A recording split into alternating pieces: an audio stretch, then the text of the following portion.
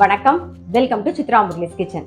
இன்னைக்கு என்ன பார்க்க போறோம் அப்படின்னு பார்த்தீங்கன்னா, பொரிச்ச கூட்டு பொடி தான் எப்படி பண்றதுன்னு பார்க்க போறோம். ஃபர்ஸ்ட் அதுக்கு தேவையானது என்னென்னு சொல்லிடுறேன். 1 கப்பு உளுத்தம்பருப்பு, ஒரு 1/4 கப்புக்கு கடலைப்பருப்பு, 2 டீஸ்பூன் மிளகு, வரமிளகா ஒரு 3 வரமிளகா, 2 பீஸ் சின்ன கட்டி பெருங்காயம். இப்போ கடாயில் 1 டிராப் எண்ணெய் விட்டுருக்கேன். எதுக்குன்னா நம்ம வரமிளகாவும் வறுக்க போறோம், பெருங்காயம் பொரியணும், அதுக்காக தான். இப்போ பெருங்காயம் சேர்த்துக்கலாம். 2 கட்டி பெருங்காயம். பெருங்காயம் பொரிஞ்சிருக்கு. ஒரு 3 வரமிளகா, 1 கப் உளுந்து. ஃபர்ஸ்ட் இதை கொஞ்சம் லைட்டா வறுத்துட்டோம்.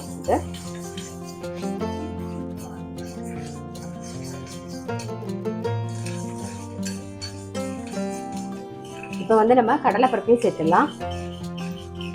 உளுந்து ஒரு 1/4 பாகம் தான் வறுபட்டு இருக்கு. இப்போ இந்த சமயத்துல நான் கடலைப்பருப்பையும் சேர்த்துடுறேன். இப்போ ரெண்டும் சேர்ந்து கரெக்டா ஒரு கலர் மாற நல்ல ஒரு கோல்டன் கலர்ல வந்துடும். இப்போ மிளகு சேர்த்துக்கலாம்.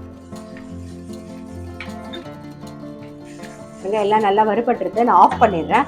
ஆறினோடனே நம்ம இதை கோர்ஸா பொடி பண்ணி எடுத்துக்க போறோம். இந்த பொடி ரெடி பண்ணி வச்சுட்டீங்கன்னா எப்ப வேணாலும் பொரிச்ச கூட்டு டக்குன்னு பண்ணிடலாம். கொத்தவரங்காய், அவரைக்காய், அப்புறம் பூசணிக்காய், எந்த காய் வேணாலும் யூஸ் பண்ணலாம், டக்குன்னு பண்ணிடலாம். ஆறினோடனே நம்ம அரைச்சிக்கலாம்.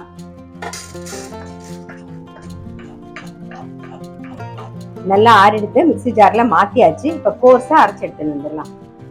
நம்மளுடைய பொரிச்ச கூட்டு பொடி ரெடி. பாருங்க, நல்லா கோர்ஸா அரைச்சாச்சு. இப்போ பொரிச்ச கூட்டு பொடி ரெடி பண்ணிட்டோம். இப்போ இதை யூஸ் பண்ணி நம்ம பொரிச்ச கூட்டு எப்படி பண்றதுன்னு தான் பார்க்க போறோம். ஸோ அதுக்கு என்னென்னலாம் வேக வச்சு ரெடியாக எடுத்து வச்சுருக்கேன், என்னென்னலாம் பண்ணணுங்கிறத பார்த்துடலாம்.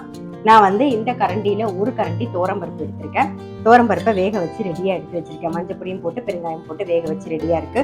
அதே மாதிரி பூசணிக்காய், நீங்க இப்போ எந்த காய் வேணாலும் எடுத்துக்கலாம். பூசணிக்காய், கொத்தவரங்காய், அவரைக்காய், எந்த கத்திரிக்காய் எது வேணாலும் நீங்க எடுத்துக்கலாம்.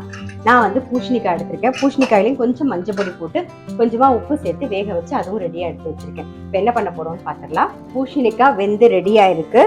இப்போ வேக வச்ச தோரம்பருப்பை சேர்த்துடலாம்.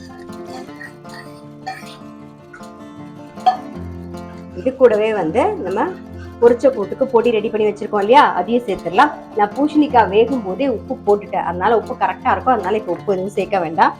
நம்ம கோர்ஸா பொடி பண்ணி இருக்கிறத சேர்த்துடலாம். எந்த அளவுக்கு வேணுமோ அந்த அளவுக்கு நீங்க சேர்த்துக்கலாம்.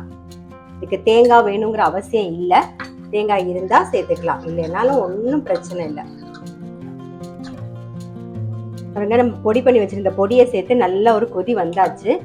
இப்ப தேங்காய் ஆப்ஷனல். உங்களுக்கு விருப்பம் இருந்தா நீங்க தேங்காய் சேர்த்துக்கலாம். நான் ஒரு 2 டேபிள் ஸ்பூன் தேங்காய் மேலாக தான் போட போறேன். அரைச்சி சேர்க்கணும்னு அவசியம் இல்லை. தேங்காய் டோட்டலி ஆப்ஷனல். அந்த பொடி மட்டுமே போதும் நமக்கு. நான் இருந்தது அப்படிங்கிறதுனால இப்ப சேர்க்கிறேன், அவ்வளவுதான்.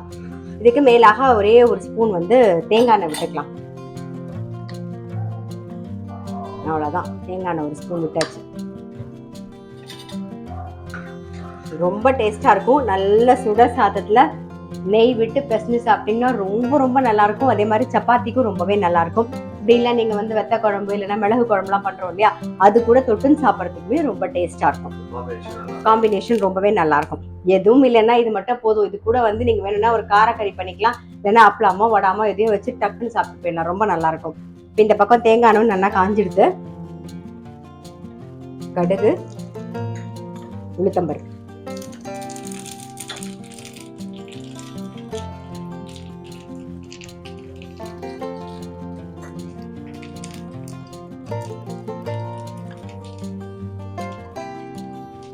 செவக்கட்டை உளுத்தம்பருப்புல இது கூடவே கருவேப்பிலையும் சேர்த்துடலாம்.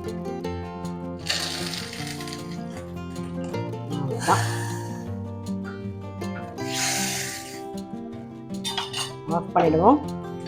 நம்மளுடைய பூசணிக்காய் போட்ட பொரிச்ச கூட்டு ரெடி. இந்த பொரிச்ச கூட்டு பொடிக்கு ரெடி பண்ணி வச்சுட்டீங்கன்னா டக்குன்னு எப்ப வேணாலும், தேங்காய் இல்லைன்னாலும் கவலையே பட வேண்டாம். அந்த பொடி மட்டும் ரெடியா இருந்தா உடனே நீங்க ஒரு கூட்டை பண்ணிடலாம், சட்டுன்னு ஆயிடும். அதே மாதிரி ரசம் நல்லா ஓட ரசம் பிசைஞ்சிட்டு இந்த கூட்டையும் சேர்த்து தொட்டுன்னு சாப்பிட்டீங்கன்னா அவ்வளோ டேஸ்டா இருக்கும். கண்டிப்பா ட்ரை பண்ணி பாருங்க. நான் அடுத்த வீடியோல சந்திக்கிறேன்.